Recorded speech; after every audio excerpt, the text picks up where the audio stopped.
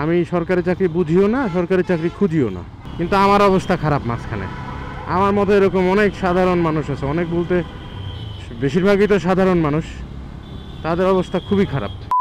তো hello everyone, কেমন আছেন সবাই? আশা করি ভালো আছেন। সেই সন্ধ্যে থেকে প্রায় 5টা রাস্তা থেকে ফেরত আসলাম, যেতে পারলাম না কোনোভাবেই। যারা আন্দোলনরত আছেন রাস্তায়, কেউ যেতে দিল না। অনেক রিকোয়েস্ট করার পরেও তারা ফিরায় দিল। শেষ পর্যন্ত এই রাস্তাটা পাইলাম, এখন এই রাস্তা দিয়ে বাসায় যাইতেছি। তা আমার প্রশ্ন হলো, ভাই, আমার সরকারি চাকরির যোগ্যতাও নাই, দরকারও নাই, আর আমি সরকারি চাকরি বুঝিও না, সরকারি চাকরি খুঁজিও না, তাহলে কোটা আন্দোলনের জন্য আমি সহ আরও সাধারণ মানুষ এদের এত ভোগান্তি কেন? আমি বুঝলাম না। আপনারা বুঝলে একটু বুঝায় বললেন আমাকে কমেন্টে। তার মধ্যে হলো দেখলাম বেশ কয়েকটা অ্যাম্বুলেন্স, আপনারা বোধহয় এখনও শুনতে পাচ্ছেন যে অ্যাম্বুলেন্সের সাইরেন বাজতেছে। যে রাস্তাতেই যাচ্ছি অ্যাম্বুলেন্সগুলো আটকে আছে।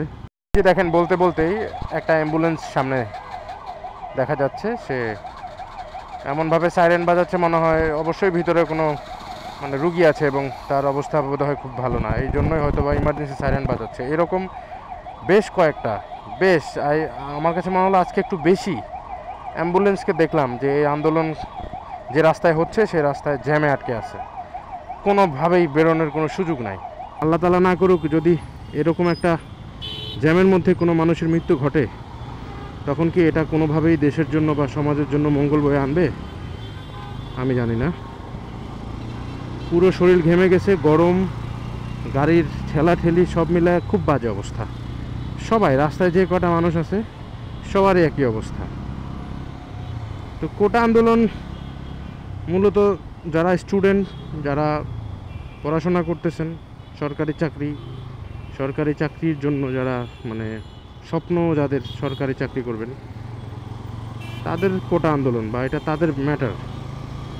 তাদের জন্য আমরা রাস্তায় এভাবে জিম্মি হয়ে আছি, এটাকে জিম্মি বলে। কোটা সম্পর্কে আমি যতটুকু বুঝি ততটুকু থেকে কিছু কথা বলি। সেটা হলো, বাংলাদেশ সরকারের উচিত এই কোটাটাকে আরেকটু সংস্করণ করা এবং একটা সামঞ্জস্যতা রাখা। কারণ হলো, একজন মুক্তিযোদ্ধা, যিনি আমাদের সম্মানী বীর মুক্তিযোদ্ধা, যারা দেশকে স্বাধীন করেছেন, তাদের প্রতি অবশ্যই আমাদের সম্মান আছে, কিন্তু সে যখন মারা যাবে, তার উত্তরাধিকার হিসাবে একজন গবেট, যে কোনো কিছুই দুনিয়ার আগামাথা বোঝে না, পড়ালেখা নাই, মূর্খ, বা কোনো টেকনিক্যাল সেন্স নাই, জেনারেল নলেজ নাই, এই টাইপের একটা মানুষকে যখন একটা যোগ্য জায়গায় একটা অযোগ্য লোক বসানো হয়, তখন আসলে আলটিমেটলি দেশেরই ক্ষতি। হ্যাঁ, আর যেহেতু কোটা আছে, আমি আমার ভুল ধারণাও হতে পারে, আমি যতদূর জানি যে কোটা থাকলে সে চাকরি তার হবেই। তো তার যদি যোগ্যতাই না থাকে বা সে যদি ওই জায়গাটার জন্য পারফেক্ট না হয়, তাহলে কি দরকার খালি খালি তাকে সেখানে দেয়া, তাই না? তো এই জন্যই যোগ্যতা সম্পন্ন লোকই আসলে সরকারি অফিসগুলোতে থাকা দরকার, তাহলেই হয়তো বা দেশ এগিয়ে যাবে, দেশের মানুষ এগিয়ে যাবে। তাছাড়া আসলে আমাদের মাননীয় সরকার কিন্তু ভালোই বোঝে আমার চাইতে। আমি তো একটা ক্ষুদ্র মানুষ, সে ভালোই বোঝে যে কি করা উচিত, কি করলে ভালো হয়। তিনি হয়তো একটা ডিসিশন নেবেন আর কি। তবে বর্তমানে যে প্রবলেমটা হচ্ছে সেটা হলো, ঢাকা শহর একদম অকেজো হয়ে গেছে। আজকে দুপুর থেকে ঢাকা শহর একেবারেই অকেজো। কোনো একটা রাস্তাতেই কিন্তু কোনো শান্তি নাই, জ্যাম লেগেই আছে। তো কি বলবো, দেশের পরিস্থিতি ভালো হয়ে যাক, এটাই দোয়া করি। ভালো থাকবেন সবাই, খোদা হাফেজ, টাটা।